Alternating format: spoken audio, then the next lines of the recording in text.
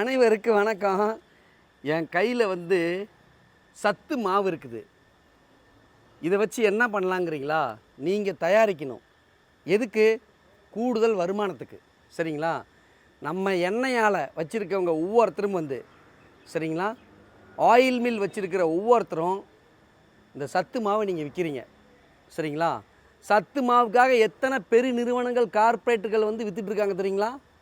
சரிங்களா?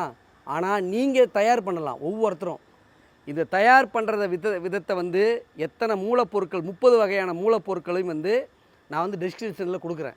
சரிங்களா? நீங்கள் அதை பார்த்து, இல்லை பல வீடியோக்கள் இருக்குது யூடியூப்பில், அதையும் தெரிஞ்சுக்கிட்டு நீங்கள் சத்து மாவு தயாரித்து விற்பனை பண்ணுங்கள். கூடுதலாக வருமானம் உங்களுக்கு கிடைக்கும்.